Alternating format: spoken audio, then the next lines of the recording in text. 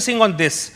The problem is the energy that you create at the top, and it does not have the channels to activate the rest of the country because you have blockages everywhere.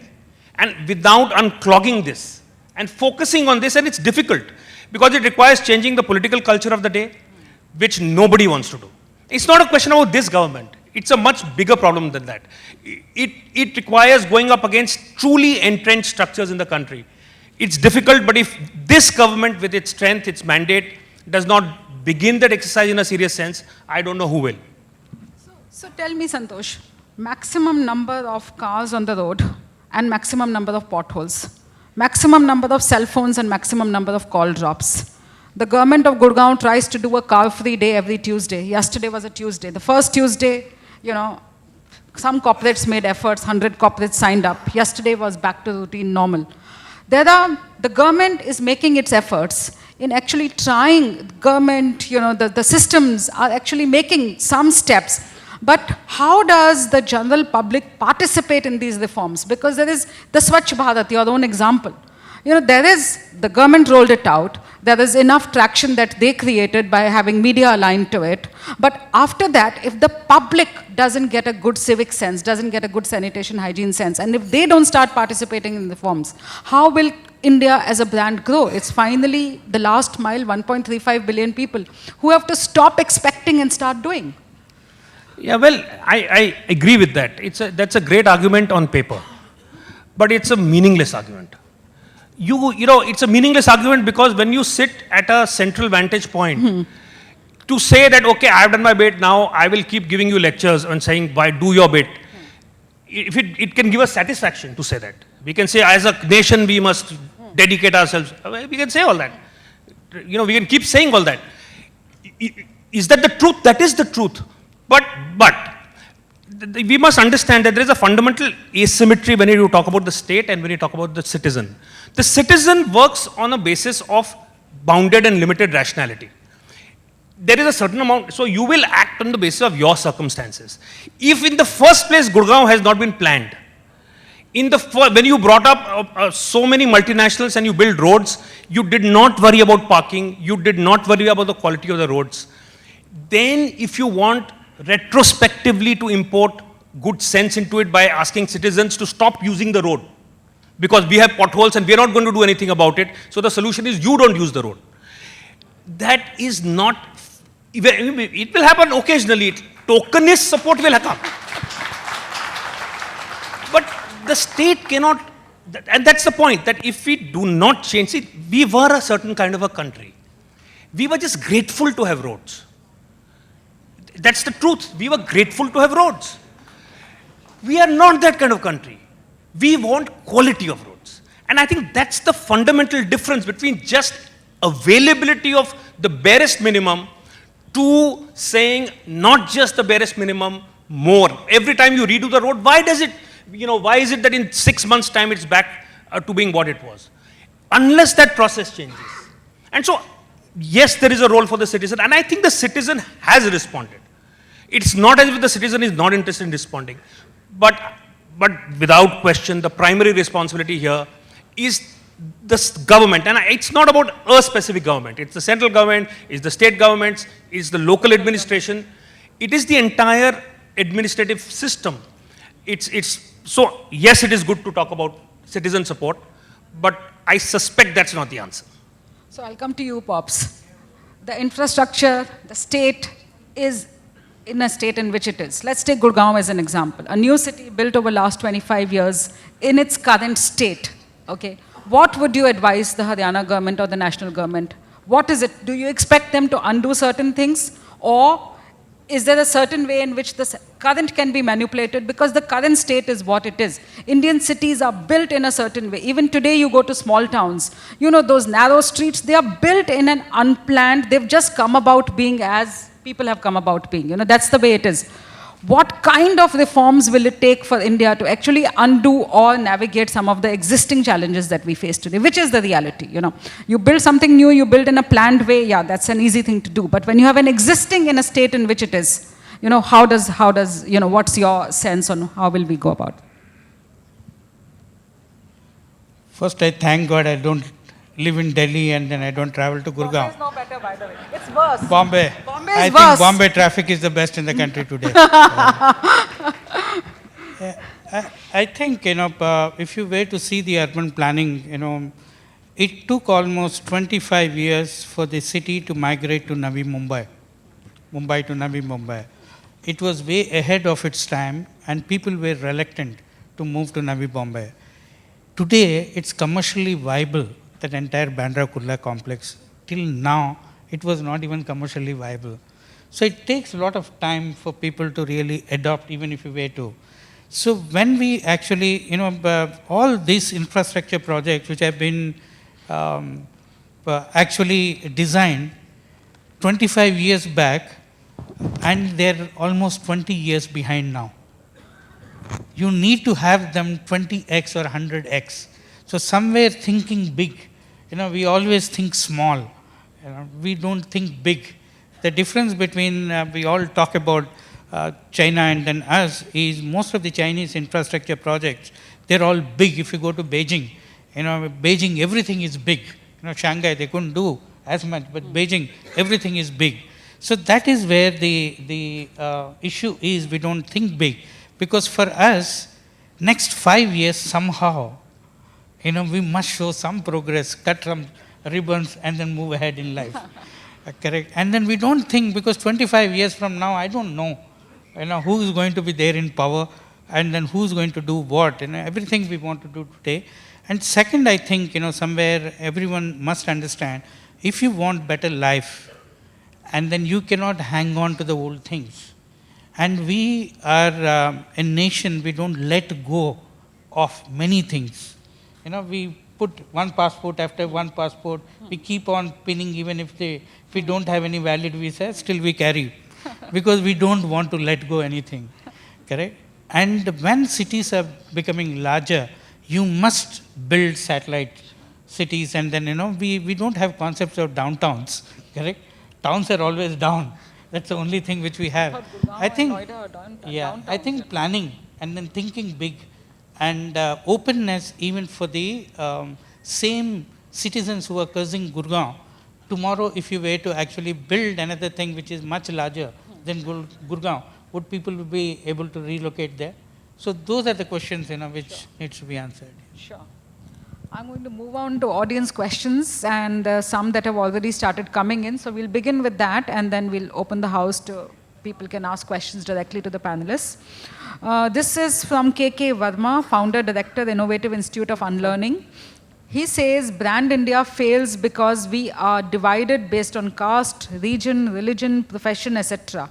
How to create environment when we respect our own authors, players, innovation consultants, what needs to be done? Yeah, well, no, I think, when we have a larger cause and a larger purpose, divisions, it's easier for divisions to melt away. When the Indian cricket team is playing and we are supporting it, we forget, our own identities when we support it because there is reason to do so. Very often what happens is there are two ways of looking at an issue like this. You can look at it the problem side. If you look at it from the problem lens, there are so many reasons why this is a difficult, complex, intractable problem. Caste in India is a deep fault line, it's not going away tomorrow. The question is, does it need to come into play? It will come into play more when that particular fault line is exploited or it is used.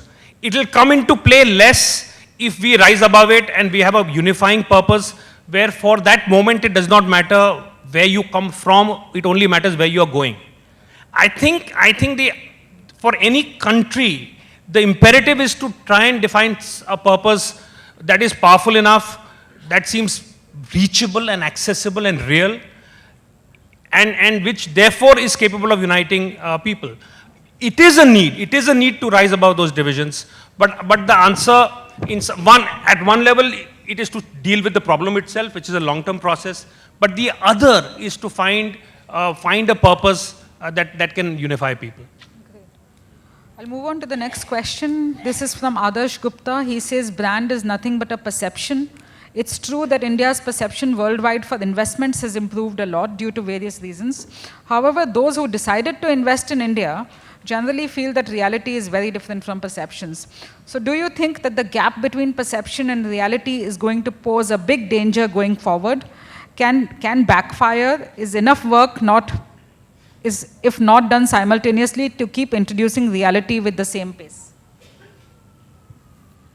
I think it's the old world concept of perception is reality. Today's world, experience is reality. So that's the difference, that's fundamental difference. You know, perception one could create with television and all that. You know, today, if you don't experience, then you are dead. So you can create all kinds of perceptions outside. When people come here and then experience something different, they're not going to believe you. We are living in a very honest and very transparent world. It is very difficult for anybody to hide. Perceptions mean absolutely nothing because it takes a nanosecond to demystify them, because it takes just one person who has experience to really put it out. All the shusha which we can do outside the country, but there are enough number of people who are already operating in India, you know, their tweets and then their recommendations are going to make a huge difference to people outside. So I think perception is the old world term, experience is the new world term, and experience dictates everything. So we have the next 5 minutes, and I'll just take 2 more questions, and then we'll probably you can catch the panelists over lunch and have a chat with them. Santosh, this is for you. How can a 500 years old mythology, can be used for brand India? Is it a baggage or a pride or a privilege? It's from Anup Singhal.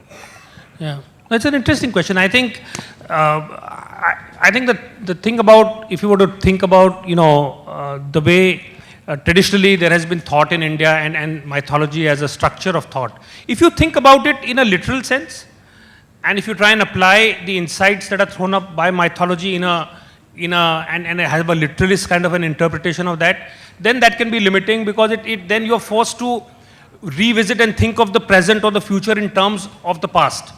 If, however, you were to look at it from a perspective of what are the insights they throw up, and I think the fact that in a way they respond to the uniquely Indian experience, and they are actually in some ways exemplifying how, I think the pinnacle of Indian thought in many ways. And I think if it is recast in today's terms, and I think you see a lot of examples of that being done, where you are able, then I think powerful insights into how doing business in India, thinking about life in India in a sense, how consumers think.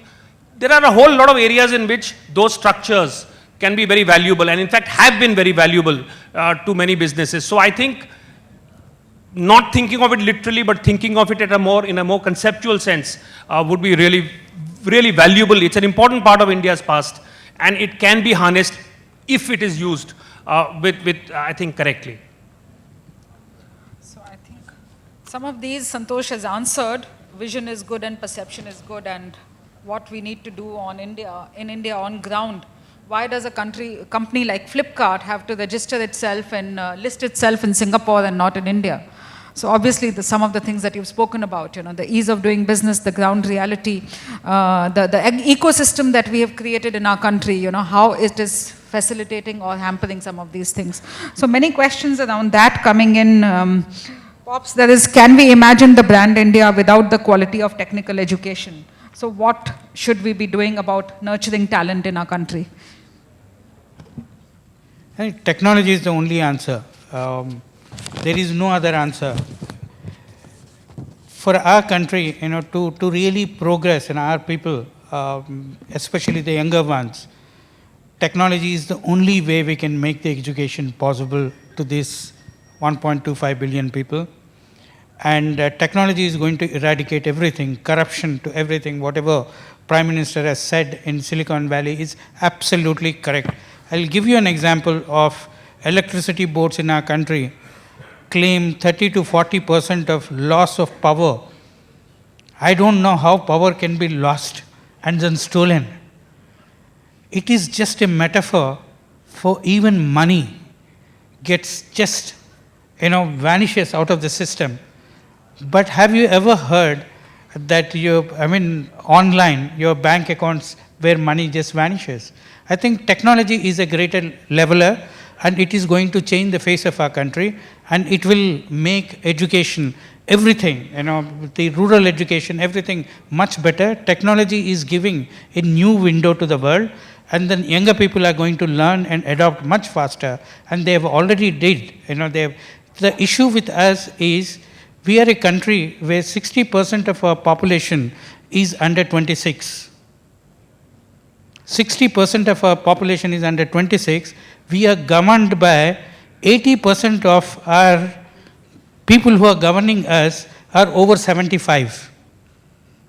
So there is a lot of gap in really understanding what technology can do, and then how do we bring that down and then make it useful for the younger people. Yeah. Yeah, and I think that is certainly being supported by our Prime Minister. That's evidence enough that, despite age has got nothing to do with, if you do want to set out to adopt technology, you can just do it irrespective of age.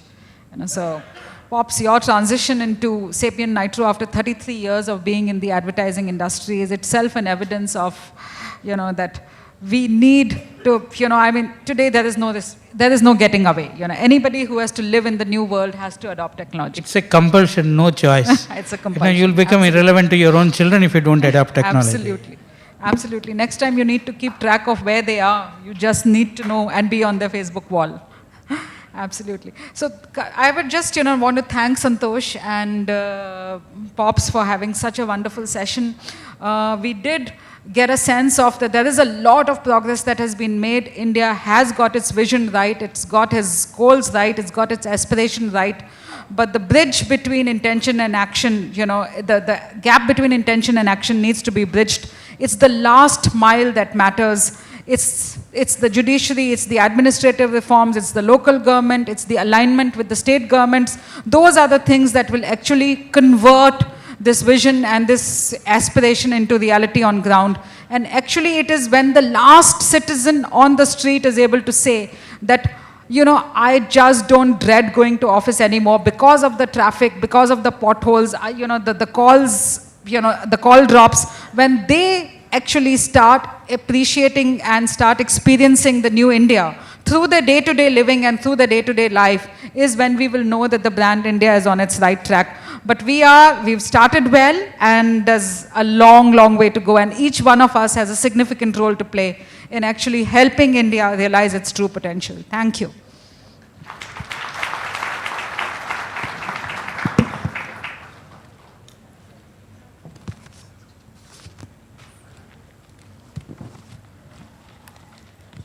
Thank you. And may I invite now on stage Mr. Chandan Chattaraj, President HR, India and Global UFlex Limited, to please present mementos to our esteemed speakers.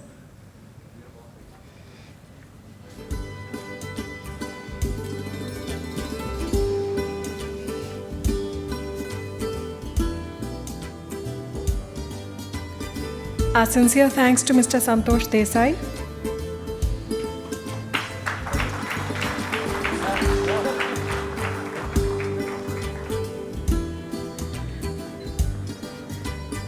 Thank you, Ms. Motwani.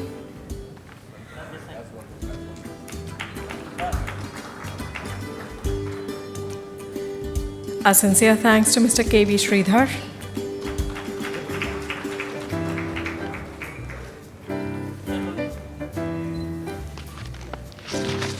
Thank you, Mr. Chattaraj, for joining us on stage and doing us the honors.